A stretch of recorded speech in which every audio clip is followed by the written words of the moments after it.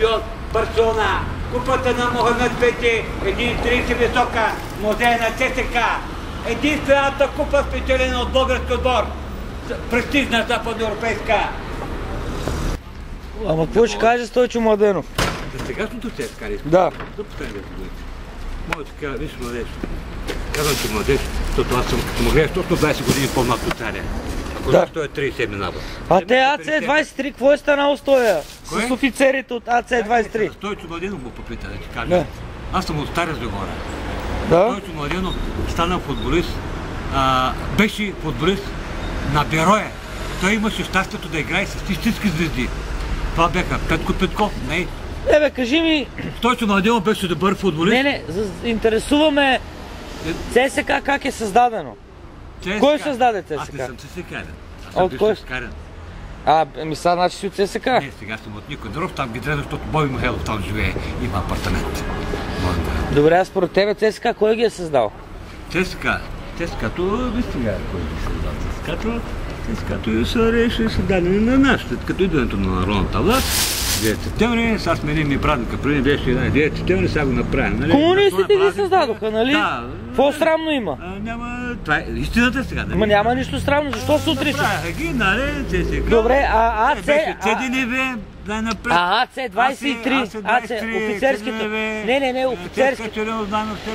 Царските офицери, нали ги убиха комунистите с принц Кирил? Тогава 10 години бяха подред шампиони, разбираш ли? Да, и не взеха никаква купа. Сега не знам съдиите колко са свирили за тях, защото има оплакване за Левски как свирят, не само в последните години. Колко са свирили, но те са били 9 души национални от ЦСКА и един от Слаби, един от Левски. Какво се взема на това? Чай само така. Да.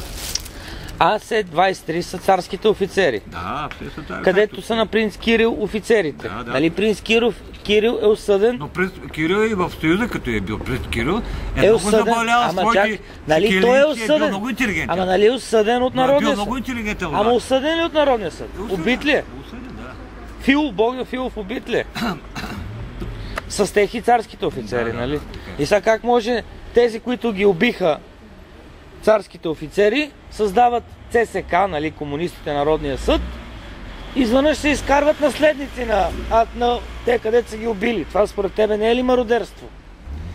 Ами сега, така и са били преврат на войната. Много курвърски са били държавите, например Америка и Англия, като са видяли на лесата. Добре, ЦСКА политически или спортен клуб е? ЦСКА-то не може политически. Нещо комерциално стана. Извинявай, че слагам тази дума, че набутвам. Ами тя са при еднопартийна система политически се каже. Да, създаден политически. Система режим. Политически. Политически, да. Той е роден политически клуб. От държавата. Да, поне направиха... Държавата ли го създаде? Държавата сега. Държавата създаде... го, обаче... Я го кажи, държавата създаде ЦСКА. Да бе. Кажи го де. Държавата, която тогава беше, тя създава ЦСКА. Държавата. Обаче... Не спорта, а държавата. Не хората. Държавата. Обаче не беше лошо, защото те направиха международни успехи. Ето, като нямаш конкуренция, кой друг да представя България? Направиха международни успехи. Добре, сега за Левски, като са последни 20 години, що не можа да направят една купа да сделат международни успехи. Те каква купа взеха ЦСКА? ЦСКА-то вземаха на сигурна традиционен международен турнир Палма де Майорка, като бият Барселона и английски клуб Палмейрас. И носят купата Мохамед Пети, и да видиш в музея на ЦСКА. Добре. Те, че купи международни са вземали герои... Ама 9 купи, ама Реал Мадрид, като са взели 9 купи на Испания, имат 3 шампионски купи, а ЦСКА дела 9 пъти купата. Нашата държава не се поставима с никога, включително Испания.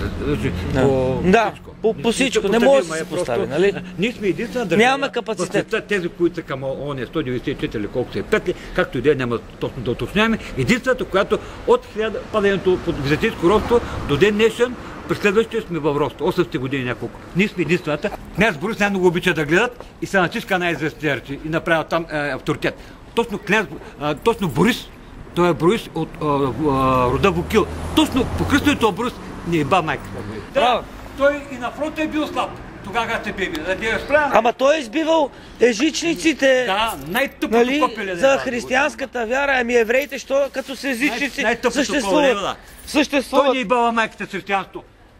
Не си длъжен да вярваш, да си такъв. Защото човек е така съхранен, че да вярва в нещо. Един в жена, друго в работа, друго в родината. Разбираш ли?